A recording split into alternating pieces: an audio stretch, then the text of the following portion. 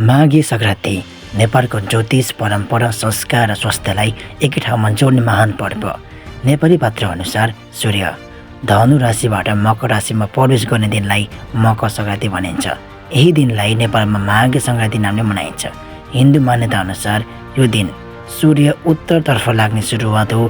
पुराणहरूमा पनि उत्तरायणलाई देवताहरूको दिनको सुरुवात भनेको पाइन्छ।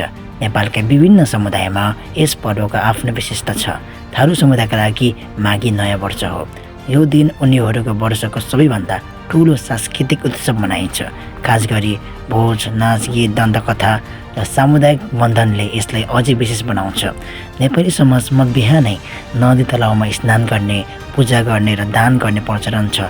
मान्यता छ कि यसले शरीर शुद्ध र मन निर्मल हुन्छ। भोजनको कुरा गर्दाखेरि चाकु, तिल, घिउ, लड्डु, तरुल, सगन्ध र माछा मासु मुख्य आकर्षण। यी परिकार केवल स्वादको कुरा मात्र होइन। अहिलेको जाडो मौसममा तिल र घिउले शरीरलाई शक्ति र गर्मी दिन्छ।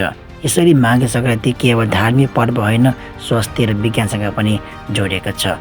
नेपालभर आजको दिन उत्साह, मुलायम, खुसी र आत्मीयताले भरिएको हुन्छ। हरेक वर्ष माघे सङ्क्रान्ति हामीलाई हाम्रो पहिचान, संस्कृति र समुदायको महत्त्व सम्झाउँछ। त्यसैले सम्पूर्णमा शुभ माघे सङ्क्रान्ति।